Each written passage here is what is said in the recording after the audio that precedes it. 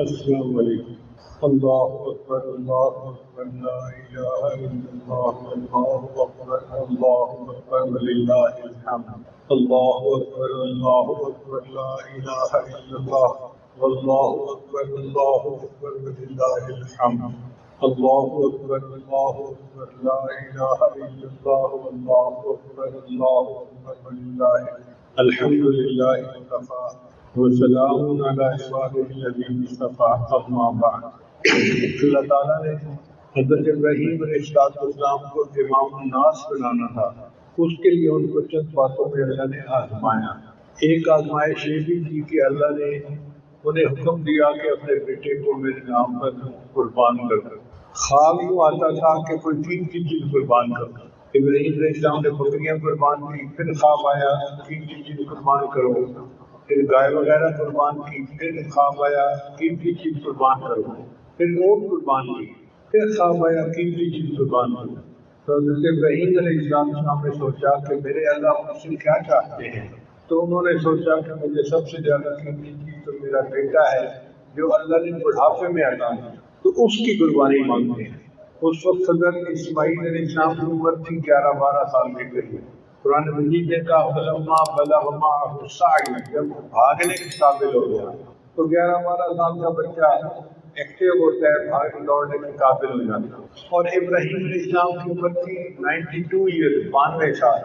اب آپ اندازہ کیجیے کہ 92 سال کا بوڑھا بندہ، اس کو اپنے بچے کتنے پیارے ہوتے ہیں، اور اللہ نے حکم دیا کہ قربان کرو، اور ابراہیم علیہ السلام اس کے لیے تیار ہو گئے۔ چنانچہ انہوں نے اپنی بیوی سے کہا کہ بچے کو نہلا دو، اچھے کپڑے پہنا دو۔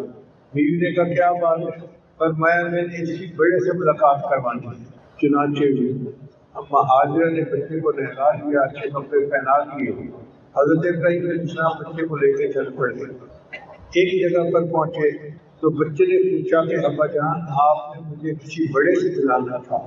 اس وقت ابراہیم علیہ السلام نے فرمایا کہ یا اب اے میرے یا بنیا، اے میرے بیٹے، انی ارا فی المنام، میں نے خواب میں دیکھا ہے انی اذبحک، کہ میں تجھے اللہ کے نام پہ قربان کر رہا ہوں، فانظر ماذا تری، تو بتا تیری کیا رائے ہے۔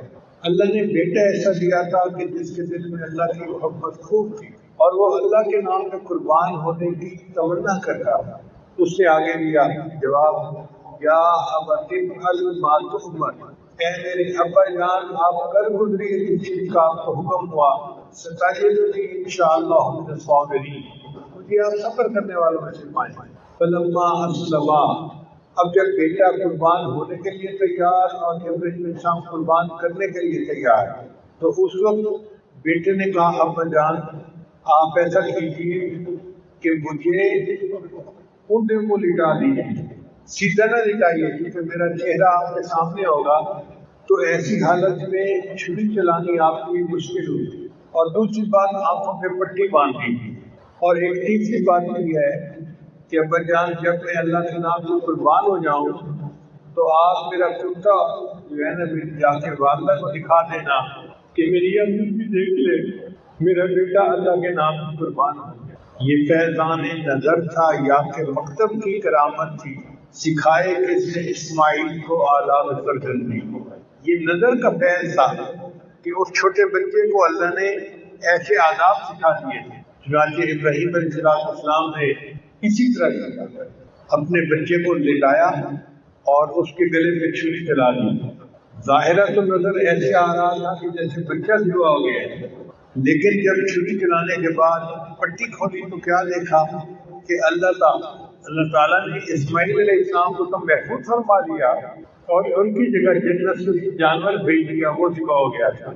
اللہ تعالیٰ قرآن میں فرماتے ہیں ان ھذا لھو البلاء المبین، یہ بہت بڑی آزمائش۔ اب آپ سوچیں کہ اللہ کتنے بڑے ہیں، جب اتنے بڑے پروردگار کہیں کہ آزمائش بہت بڑی تھی تو یہ کتنی بڑی آزمائش ہوگی۔ اور سچی بات ہے ہمارے گھر کے بچوں کو کانٹا چبھ جاتا ہے نا، ہمیں دل میں تکلیف ہوتی ہے۔ اپنے بچے کو ذبح کرنا اتنا بڑا مجاہد کام، مگر ابراہیم علیہ السلام نے کر دیا۔ اللہ فرماتے ہیں ان ھذا لھو البلاء المبین، وَفَدَيْنَاهُ بِذِبْحٍ عَظِيمٍ سلام علی ابراہیم. سلام علی ابراہیم کا مطلب ہے ابراہیم تجھ پہ سلامتی ہو، ابراہیم تجھے شاباش ہو، ابراہیم تو جیتا رہے، تو کتنی اچھی قربانی دی. ابراہیم علیہ السلام سے کامیاب ہو گئے. اللہ فرماتے ہیں وَتَرَكْنَا عَلَيْهِ فِي الْآخِرِينَ، ہم نے ابراہیم کی اس سنت کو آنے والوں میں جاری کر دیا. چنانچہ آج 10 ذی الحجہ کا دن ہے، ہم عید کی نماز پڑھیں گے اور اس کے بعد ابراہیم علیہ السلام کی سنت کو یاد کریں گے، تازہ کریں گے. صحابہ نے پوچھا تھا اے اللہ کے رسول ہم جانور کیوں قربان کرتے ہیں؟ نبی رسول نے فرمایا سنت ابیکم ابراہیم، تمہارے باپ ابراہیم کی یہ سنت ہے، یہ قیامت تک چلتی رہے گی. چنانچہ آج کے دن میں اللہ کو سب سے محبوب عمل جانور کا ذکر ہے. حدیث پاک میں آتا ہے کہ جانور کا خون کا پہلا قطرہ زمین پہ گرتا ہے، اللہ تعالیٰ بندے کی زندگی کے پچھلے سب گناہوں کو معاف فرما ہے.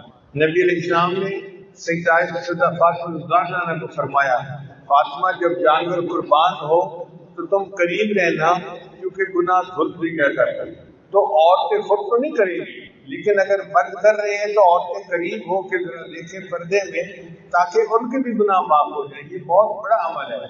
اللہ فرماتے نہیں ینال اللہ لحومها ولا دماؤها، اللہ کو نہ کوئی گوشت پہنچتا ہے نہ اس کا خون پہنچتا ہے، ولکن ینالہ التقوی منکم، اللہ کو تو وہ تقوی پہنچتے ہیں جس تقوی سے تم اس کو قربان کر رہے ہوتے ہو. تو جس محبت سے جس چاہت سے ہم جانور کو قربان کرتے ہیں اللہ ہماری اس محبت کو دیکھنا چاہتے ہیں.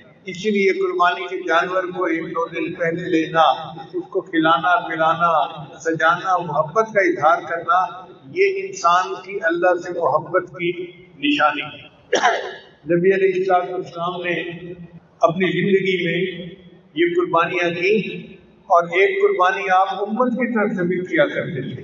چنانچہ جو صاحب استعداد ہو وہ اپنی طرف سے بھی کرے، نبی علیہ السلام کی طرف سے کرے، امت کی طرف سے بھی کرے. اللہ تعالیٰ آج کے دن میں ہماری اس قربانی کو قبول فرمائے.